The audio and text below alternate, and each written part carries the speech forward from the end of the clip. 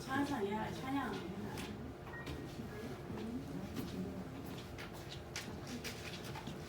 시간이 됐습니다. 우리 다 같이 기도하시고 찬양과 경배와 찬양 시작하겠습니다.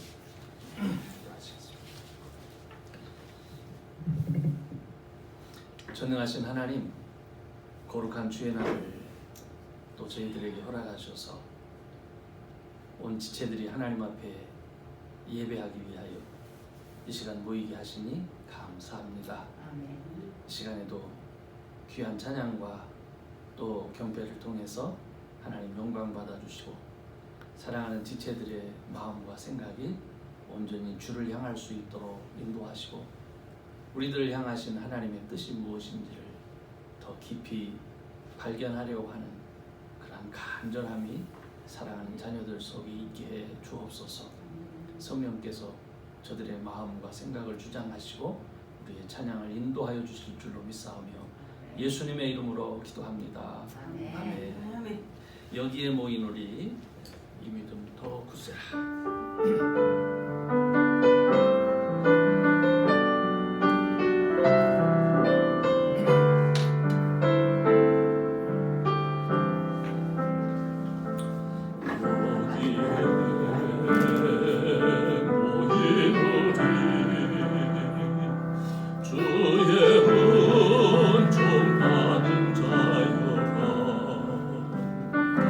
주께서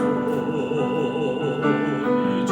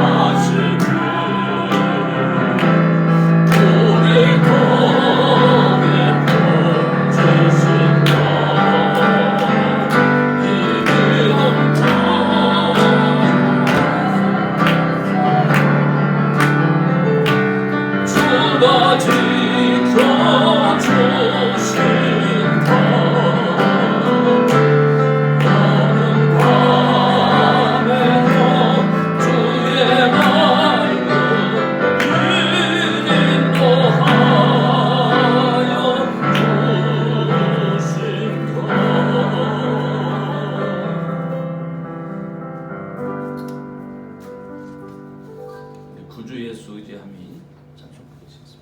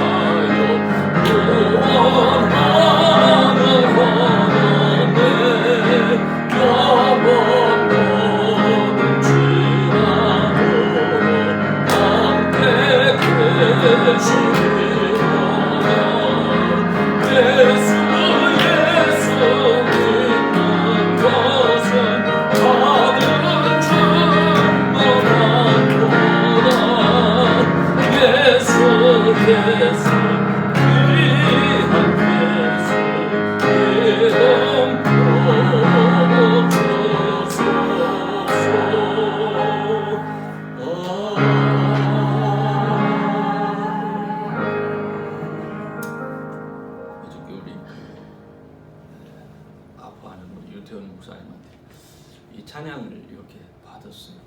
그리고 이 확인하는 가운데 주님이 주신 땅으로 다음 부를 곡을 이렇게 보면서 이 곡의 그 배경이 뭔가 이렇게 살펴보는 기회를 가졌습니다. 근데 그 여호수아서에 나오는 그 갈렙이 그 땅을 분배받을 때 나보고 이 헤브론 땅을 나한테 달라고 하는 거예요. 왜냐하면 그때 40년 전 얘기죠. 하나님 앞에 약속받지 않았느냐, 또는 다 알지 않느냐. 특히 모세 앞에서 서약을 받은 사항인데 여호수아와 그 갈렙 두 사람만 지금 들어와 있잖아요. 그러니까 여호수아와 갈렙만 나이가 지금 몇 살이었냐면 그 당시에 이거 요청할 때 갈렙이 스스로 자기는 85세라고 얘기해요. 그럼 여호수아와 갈렙만 나이가 85세, 90세가 된 거고 나머지는 몇 세겠습니까? 수수께끼. 그 당시 가나안 땅에 들어온 많은 사람들의 나이는 몇 세겠어요? 여호수아 갈렙이 85세. 많아야 40개죠, 그죠? 많아야. 왜 그렇죠? 그런데 이 85세 나이 때 사람들이 아낙 자손이 살고 있는 헤브론 산지를 두고 머뭇머뭇거리는데 85세의 이 갈렙이 나한테는 아직 힘이 있고 싸울 수 있는 힘이 있다. 내 이 산지 내가 가겠다. 참 용맹스러운 사람이죠. 젊은이들 앞에서 믿음의 용기를 보여준 그 갈렙의 찬양에 이 말씀이 그 배경입니다. 그래서 이 말씀을 이렇게 생각하는데 참 마음에 감동이 됐어요. 여러분 지금 85세 박집사님 아직 모르셨죠? 아직도 모르. 이제 시작인 거예요. 이제 진짜 주님이 주신 땅으로.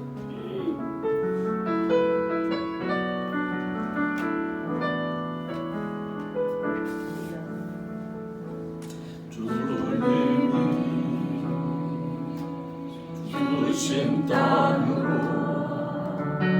한 걸음씩 나아갈 때에 수많은 적들과 견고한 손이 나를 부르게 하지만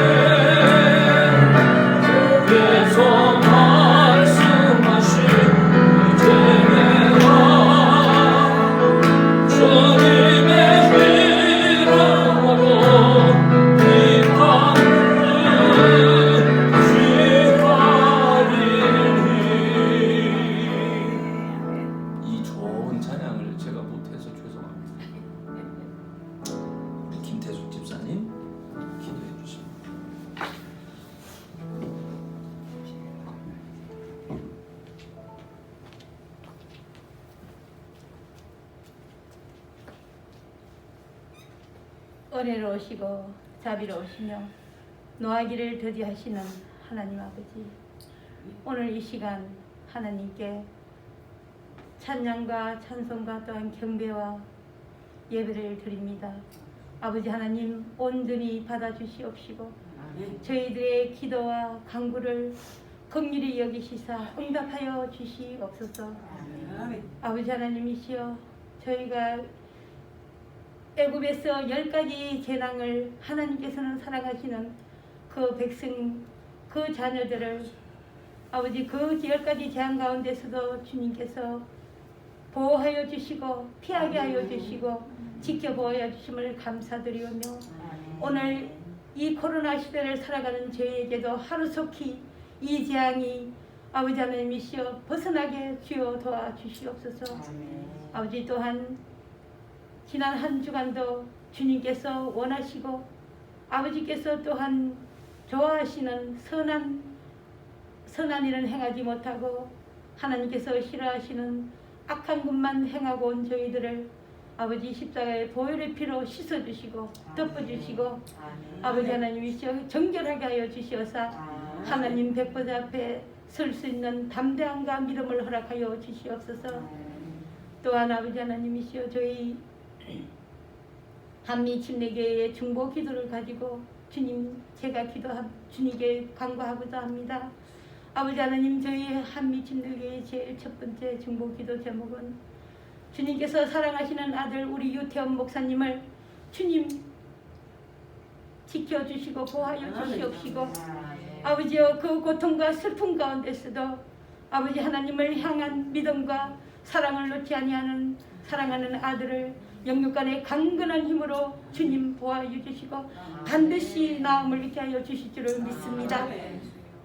죽은 나사로도 살리신 주님, 또한 소경도 눈뜨게 하신 주님, 주님께서 힘주시고 강건하고 저희에게는 기쁨이 되는 놀라운 은혜가 임하기를 아버지 하나님 저희는 믿어 의심치 아니하오며 특별히 사랑하는 우리 김지은 사모를 기억하여 주시어서 성령께서 아버지 하나님 그 사모를 붙들어 주시고 그 딸을 붙들어 주시고 아버지여 또한 저희 앞에 씩씩한 모습으로 아버지여 믿음의 참 모습으로 저희들과 함께 예배드리게 하여 주심을 하나님 앞에 진심으로 감사드리옵나이다.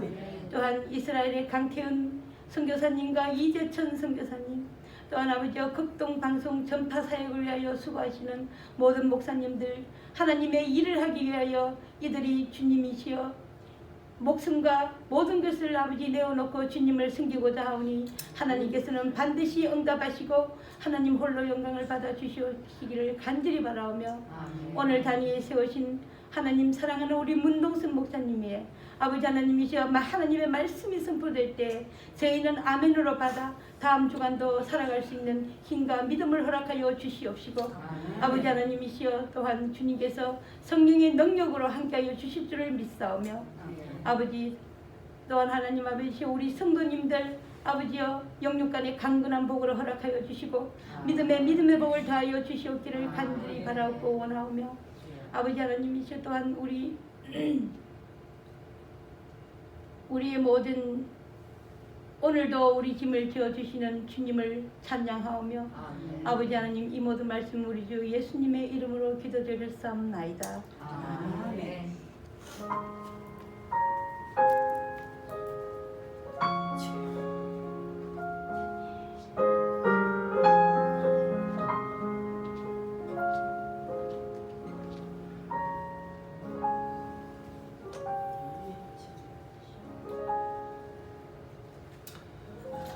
말씀을 보시겠습니다. 오늘은 구약성경 제가 사무엘상 17장 34절에서 37절까지의 말씀입니다. 사무엘상 17장 34절에서 37절까지 다 찾으신 줄 알고 한번 앞을 보시고 함께 자 시작. 다윗이 사울에게 고하되 주의 종이 아비의 양을 지킬 때에 사자나 곰이 와서 양떼에서 새끼를 움키면 내가 따라가서 그것을 치고 그 입에서 새끼를 건져내었고 그것이 일어나 나를 해하고자 하면 내가 그 수염을 잡고 그것을 쳐 죽였었나이다. 주의 종이 사자와 곰도 쳤은즉 사실은 하나님의 군대를 모욕한 이 할례 없는 블레셋 사람이니까 그가 그 짐승의 하나와 같이 되리이다. 또 가로되 여호와께서 나를 사자의 발톱과 곰의 발톱에서 건져내셨으며 나를 이 블레셋 사람의 손에서도 건져내시리이다. 사울이 다윗에게 이르되 가라 여호와께서 너와 함께 계시기를 원하노라. 아멘. 이 말씀은 여러분들이 아주 잘 아는 그 다윗이 골리앗 앞에 나아가기 전에 사울 왕과 함께 있으며 한 그러한 얘기입니다. 오늘 제가 이 말씀을 하게 되는 그런 이유는 저와 여러분은 분명히 복의 DNA를 가지고 있는 사람들입니다. 아멘. 엄청난 그러한 축복을 가지고 있는 사람들인데 우리가 하나님 앞에 나아가서 예배 드릴 때 그 엄청난 축복에 대해서 감사하고 기뻐하는 예배를 드려야 되는데, 우리가 때로는 항상 미래요. 그렇게 되게 해주십시오. 평생을 그렇게 살면 믿음 생활하기도 싫을 것 같아요. 뭐 나아진 게 있어야지, 하나님 축복이 확인돼야지, 그렇지 않겠습니까? 그래서 저는 오늘 우리가 하나님 앞에 예배드리는 참 복에 근원된 사람이 되어지기 위해서 우리에게 필요한 것이 무엇이냐? 그것은 용기입니다. 여러분, 믿음의 용기가 있어야 돼요.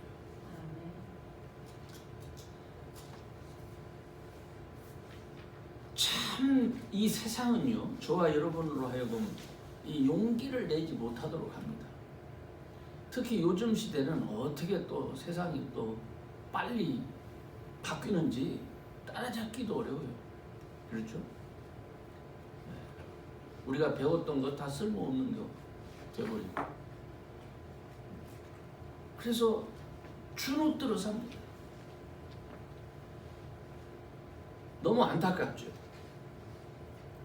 그러나 사실 하나님은 그럼에도 불구하고 우리를 복의 자녀로 사용하시기를 원하시는 겁니다.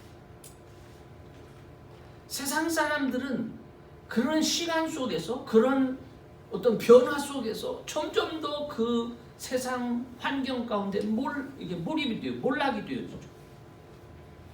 그렇지만 하나님은 우리들이 그 세상에서도 우리가 자유하기를 원하세요. 그런 세상에서도 하나님께서 허락하신 그 풍요로움을 세상 사람들에게 보여줄 수 있는 자로, 그런 사람들이 되어지도록 하나님이 우리를 택하셨다는 겁니다. 그런데 문제는 하나님이 우리를 그렇게 택하셨구나, 그 택하신 것에 대한 것만 감사하면 안 되고, 그렇죠? 우리 삶의 목적은 뭡니까? 택하심을 받았을 뿐만 아니라 이제는 실제로 선택된 자의 삶을 우리가 이루어내야 하는 거예요. 그것을 위해서 정말 특별히 용기가 있어야 된다. 전 이것을 말씀드리려고 합니다. 우리 속담에 주는 떡도 못 받아 먹냐라는 말이 있습니다. 주는 떡도 못 받아 먹냐. 주는 사람의 기대와 달리 그걸 손 내밀어서 받아먹지 못하는 안타까움을 그 표하는 말이에요. 우리를 축복하시는 하나님은요, 우리를 복의 근원으로 사용하기를 원하는, 그게 그분의 뜻입니다. 그런데 실천할 용기가 없어서, 손 내밀 용기가 없어서 우리가 복의 근원으로 살지 못하는 것은 아닌지 우리가 한번 살펴봐야 되는 거예요. 사실 용기라고 하는 말은 특별히 군인들에게 많이 이렇게 적용돼서 사용되죠. 이 생명을 건 전쟁터에서 지휘관의 명령에 따라서, 또 지도자의 명령을 따라서 움직여야 됩니다. 이때 용기가 필요한 거예요. 그래서 군인들이 받은 훈련은요, 무엇을 위한 훈련입니까? 전쟁터에서 생명을 던질 수 있는 용기를 갖게 하기 위해서 훈련받는 거예요. 뭐 총 잘 쏘고, 뭐 물론 의미가 있지만 가장 중요한 건 뭡니까? 생명을 던질 수 있는 용기. 이게 훈련의 목적이에요. 마태복음 8장 5절에 보면 예수님이 가버나움 땅에서 로마 군인 백부장을 만납니다. 그가 그의 하인이 중풍병에 걸려서 고통스러워하는데 그 하인의 병의 문제를 가지고 예수님 앞에 오는 거예요. 예수님, 내 하인 중에 하나가 중풍병으로 지금 아주 고통스러워하는데 와서 좀 고쳐주세요.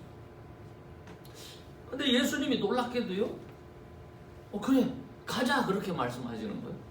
그런데 바로 그때 이 백부장은 내가 예수님이 우리 집까지 오는 거는 내가 감당할 수가 없습니다.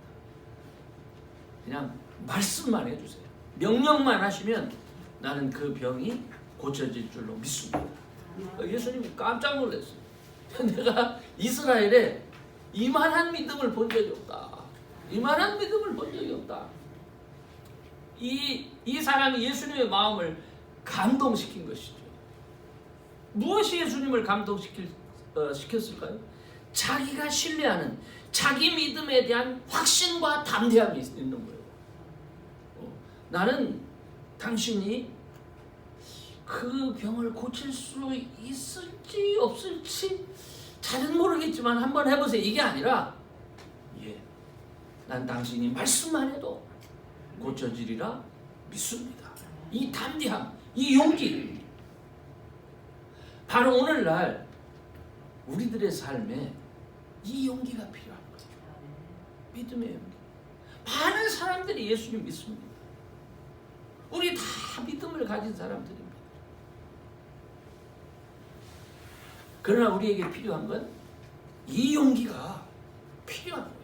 그런데 이 용기는 훈련이 있어야 돼요. 그냥 나 예수 믿으니까 그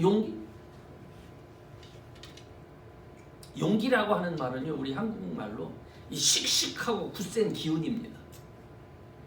그냥 씩씩하고 굳센 기운이라고 하니까 잘 모르겠죠.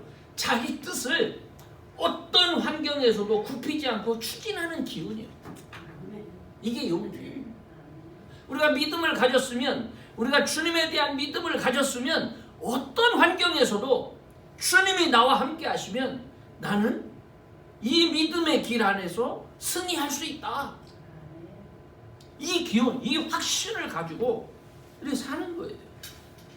이런 용기를 가진 사람들이 있어야 사회가 발전합니다.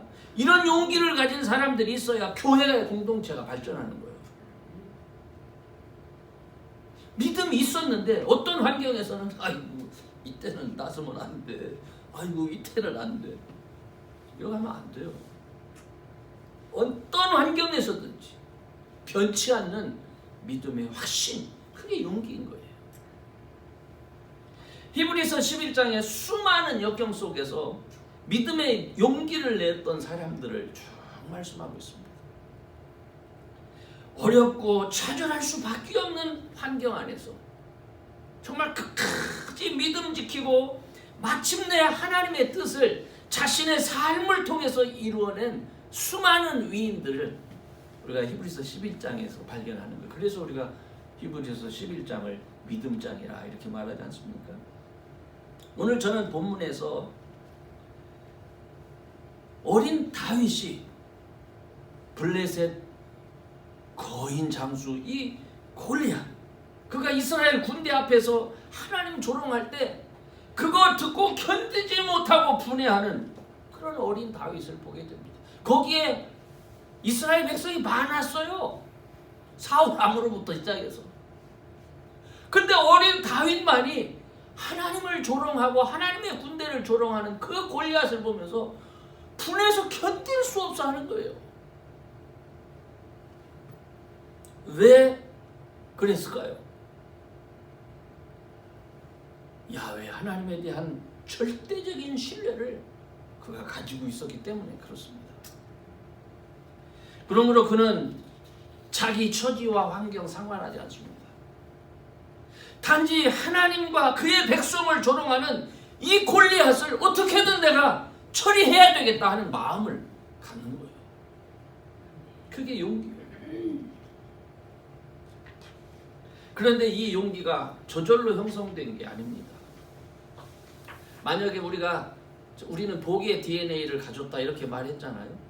그런데 거기에 이 DNA와 함께 용기까지 유전적으로 그렇게 저절로 우리에게 와서 이게 형성되라면 하나님께서 그 백성들에게 담대하라 이 말씀을 하실 필요가 없는 거예요.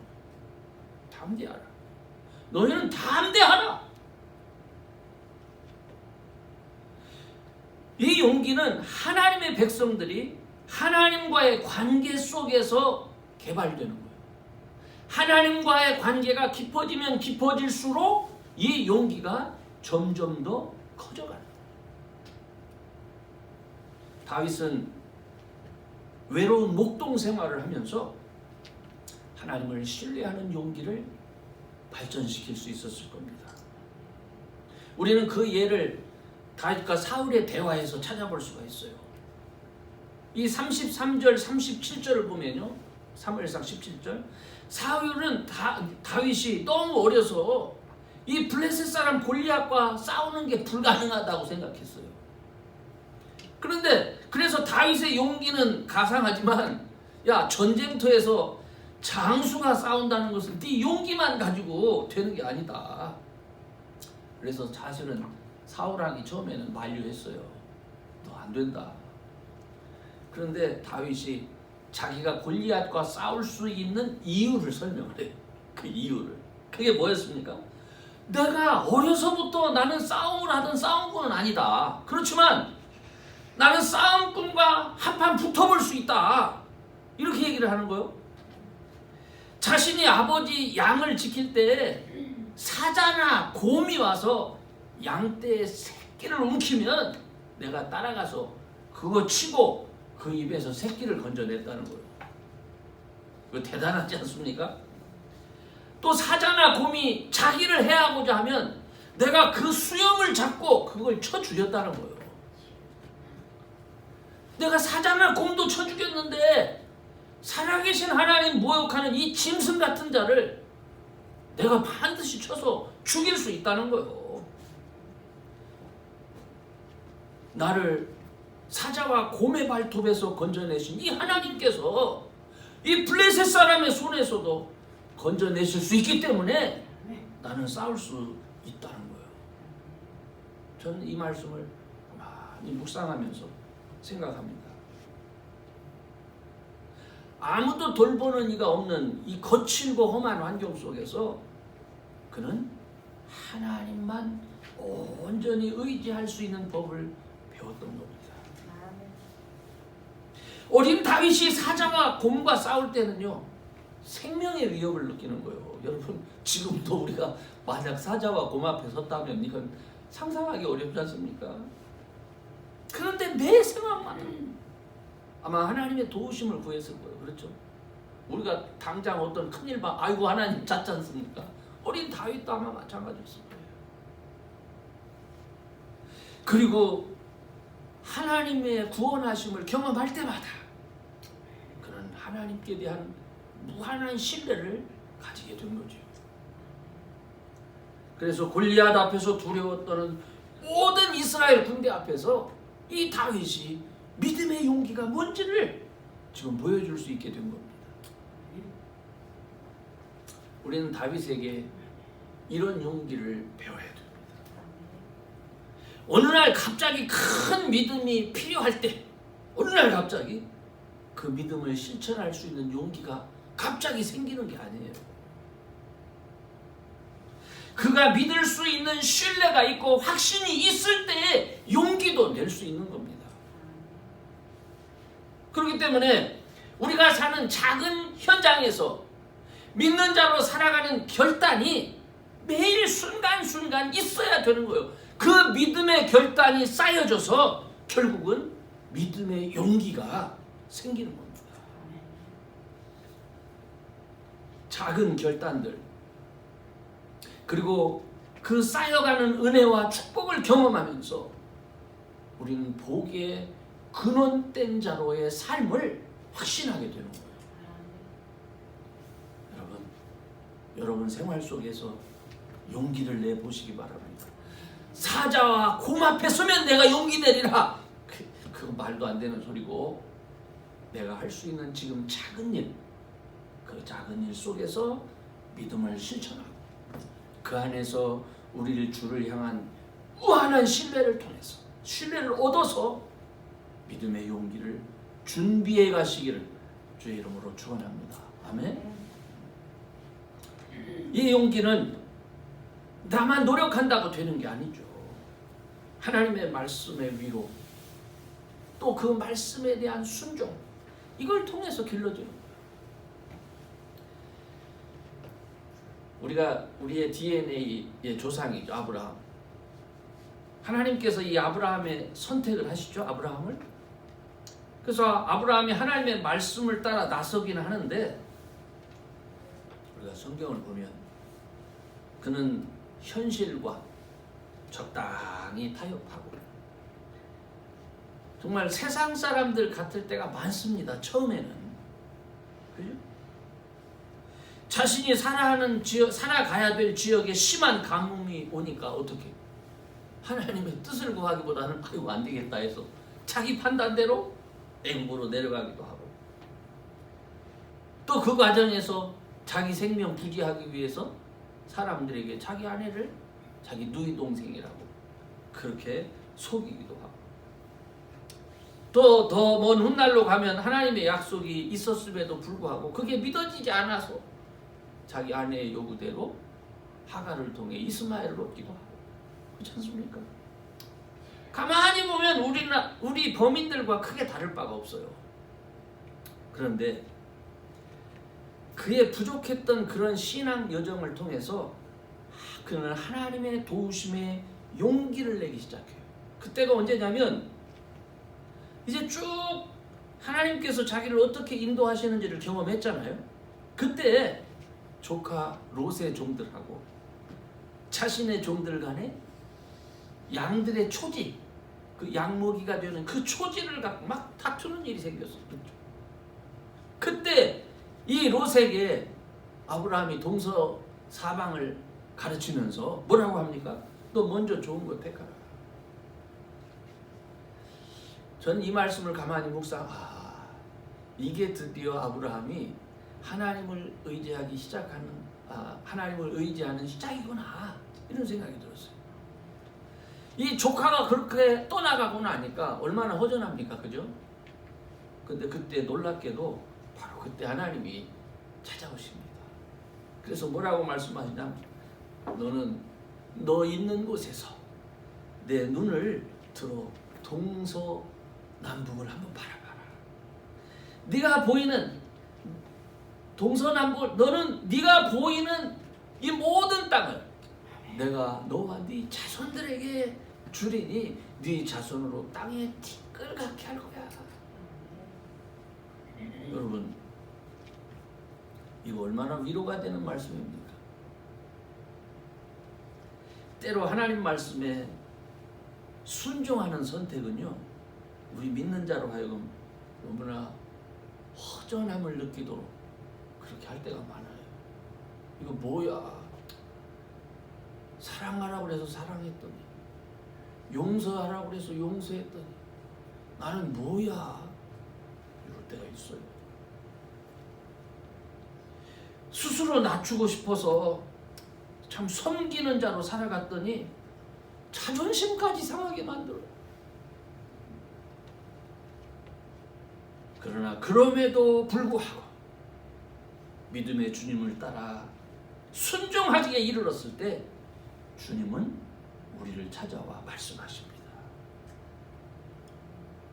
우리가 선을 행하되 낙심하지 말지니 피곤치 아니하면 때가 이름에 거두리라.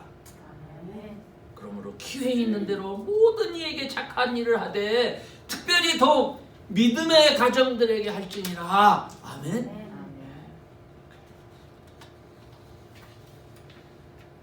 저와 여러분은 선택된 사람들입니다.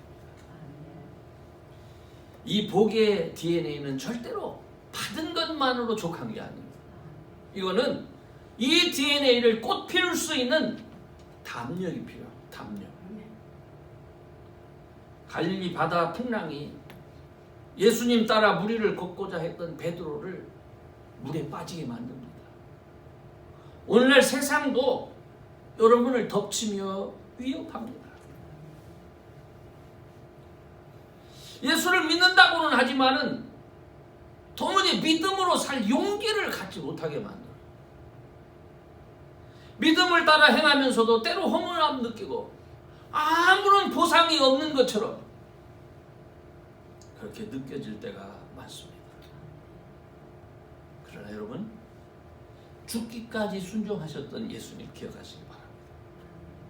그 예수님을 죽음에서 부활하셔서 세상에 가장 뛰어나게 하셨고 온 세상을 그 발 앞에 복종케 하신 그 하나님을 우리는 신뢰하는 거예요.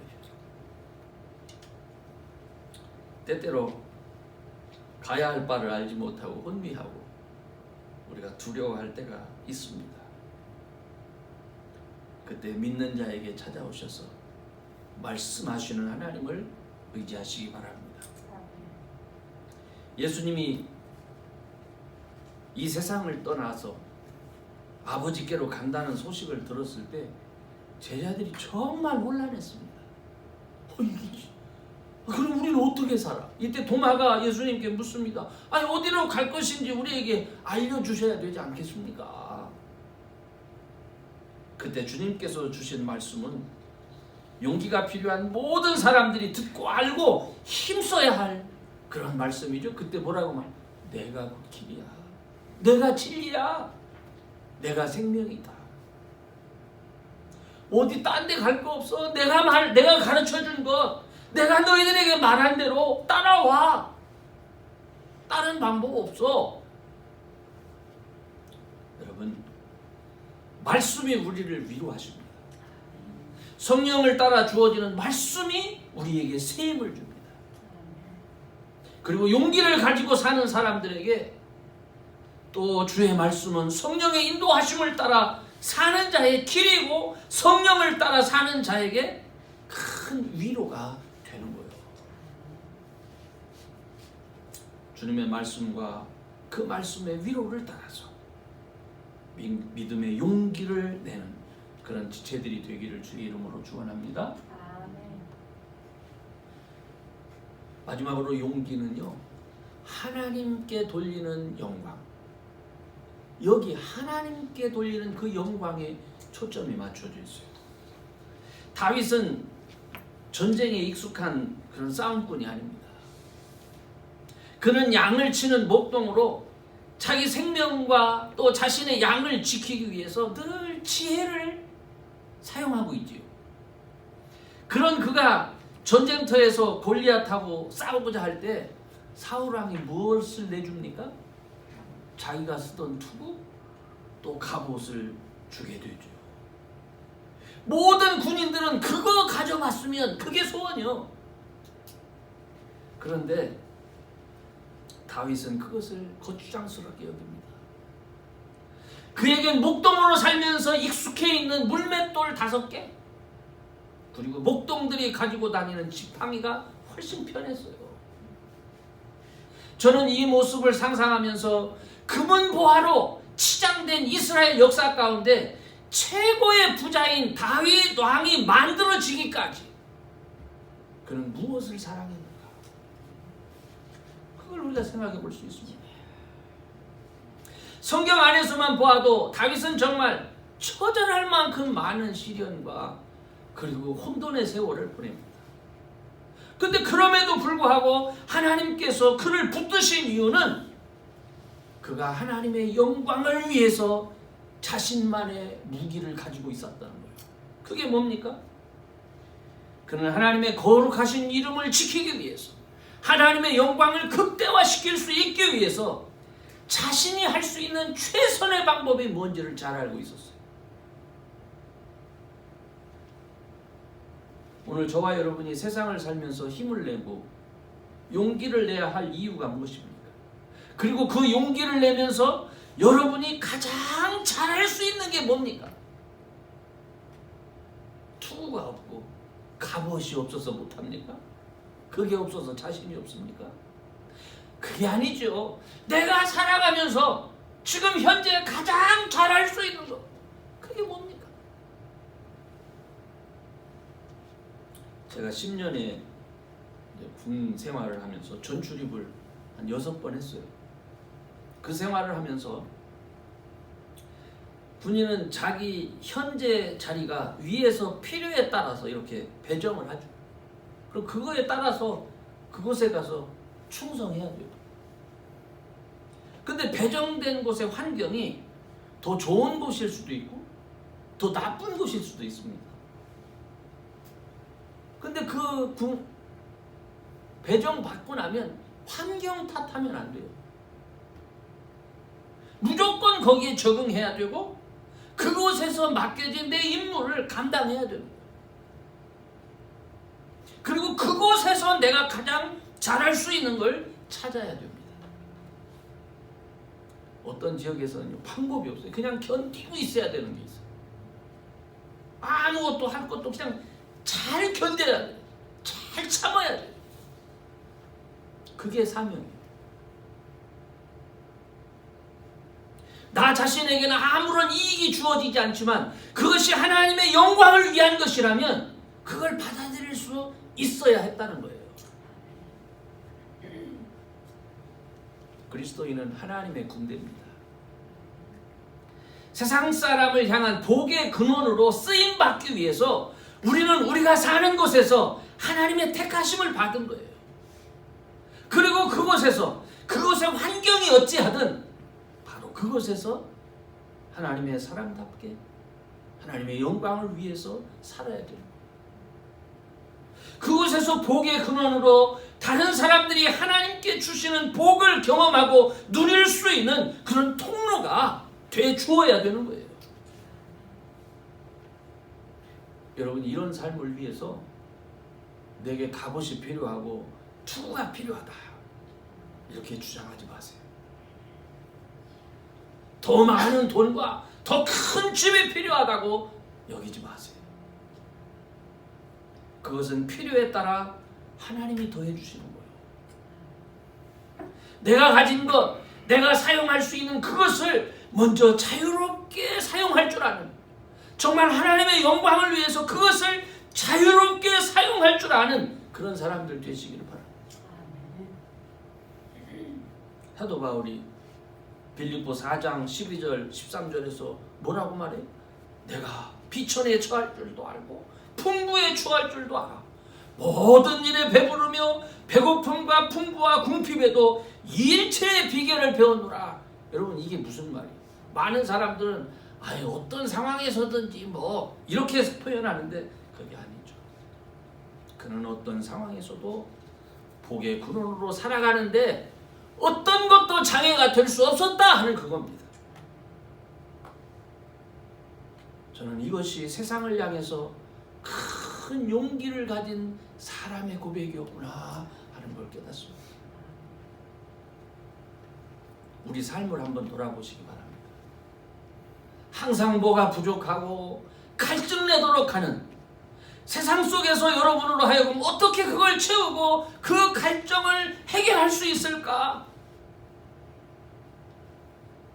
이런 거 있습니까? 여러분 마음과 눈은 여러분 자신의 부족과 갈증에 고착되면 안 됩니다. 여러분의 눈과 마음은 그런 가운데서 어떻게 내가 하나님의 축복의 통로가 되느냐, 거기에 집중되어 있어야 돼요. 그래서 가장 나다운 것을 가지고 하나님 앞에 나아갈 때 그때 우리가 크게 승리할 수 있는 겁니다. 그때 우리가 큰 하나님의 은혜를 경험할 수 있는 거예요. 가장 나다운 것. 이제 결론적으로 말씀을 드립니다. 다시 한번 용기의 사전적 의미를 한번 생각해 봅니다. 용기란 뜻을 굽히지 않는 기계를 말합니다. 복의 근원이 되는 삶의 축복, 이 DNA를 가지고도 세상 환경의 기운에 눌려서 믿음의 용기 내지 못하고 주눅들어 사는 이들에게 이 믿음의 용기는 꼭 필요합니다. 용기는 아무런 목적 없이 가질 수 있는 게 아니에요. 용기는 뚜렷한 목적, 목표를 가진 이들이 주어진 환경에 굴하지 않고 끝까지 밀고 나가는 그런 추진력을 말하는 거예요. 급변하는 세상의 변화, 이 안에서 저와 여러분의 믿음이 흔들릴 때가 많습니다. 예측할 수 없을 정도로 세상이 빠르게 변화하고 있으니까 심지어 어떤 사람들은 두렵기까지 하대요. 그러나 하박국 선지자가 뭐라고 했죠? 의인은 믿음으로 살리라. 그 고백은 오늘 저와 여러분의 삶에도 꼭 필요한 고백입니다. 세상이 변한다 해도 하나님의 말씀이 변할 수는 없어요. 예수만이 구주가 되신다는 이 선언이 달라질 수 없어요. 하나님께서 말씀하신 삶의 원리는 어제나 오늘이나 내일이나 똑같습니다. 혼돈의 시대일수록 하나님의 말씀을 배우고 따르고 지키는 용기가 필요합니다. 우리가 사는 삶의 현장에서 우리는 복의 사람들이 돼야 됩니다. 탐욕과 쾌락의 미혹을 멀리하면서 자유와 지혜를 가진 복에 근원된 삶에 초점을 맞추고 하나님 영광을 위해서 용기 내서 주님 마음 쉬게 하는 그런 저와 여러분 꼭 될 수 있기를 주의 이름으로 축원합니다. 기도합시다. 전능하신 하나님, 오늘도 귀한 말씀으로 저희들을 권면해 주신 것 감사합니다. 우리의 지체들이 살아가는 다양한 환경 속에 온갖 곤란함과 어려운 일이 많습니다. 주님, 이 모든 것을 이길 수 있는 믿음의 용기를 허락해 주옵소서. 불평하고 원망하고 낙심하는 자들이 아니라 우리를 사랑하시는 하나님의 뜻을 기억하고 그 뜻을 바라보면서 지금 내가 가장 잘할 수 있는 것으로 하나님 앞에 영광 돌리는 귀한 자녀들 되게 하여 주옵소서. 그래서 이 모든 것을 더하여 주실 때에 크게 감사하며 찬양하며 영광 돌리는 귀한 자녀들 되게 해 주옵소서. 감사하며 예수님의 이름으로 기도합니다. 찬송가 353장 1절과 5절 부르시면서 준비하신 헌금 또 하나님 앞에 드리겠습니다.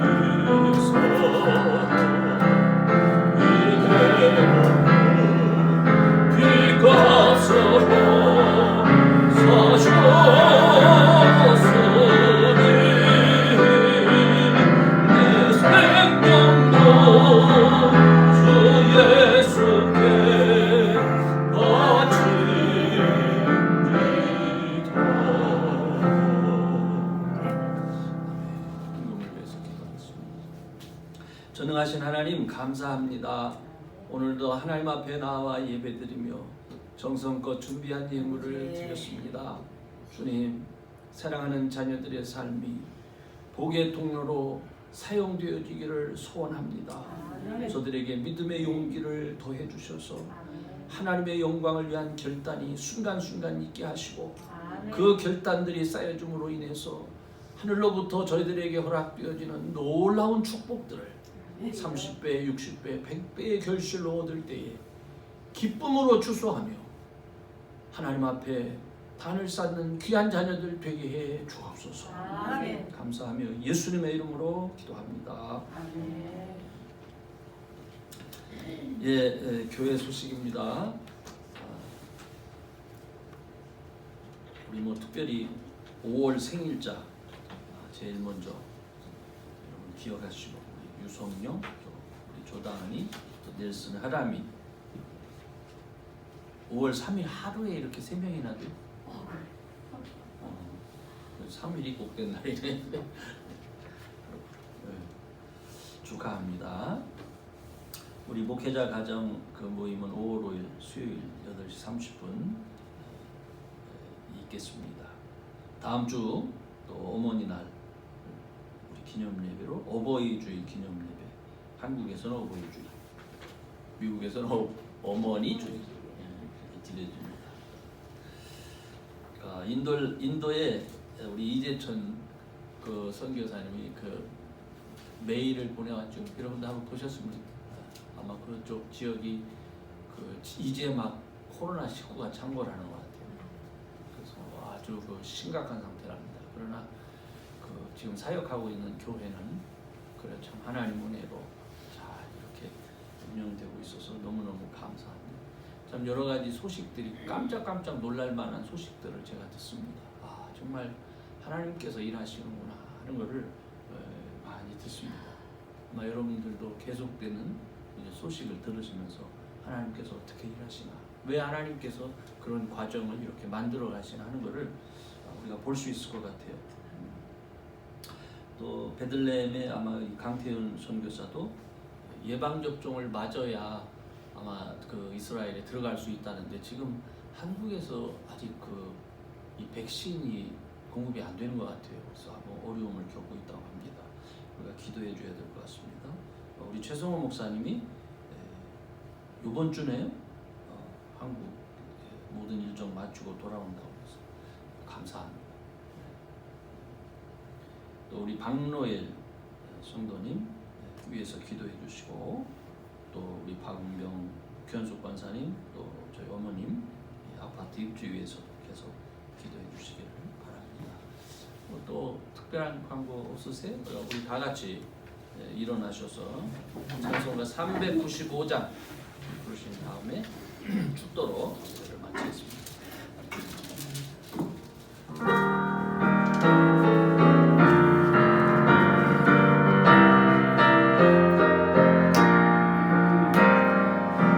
오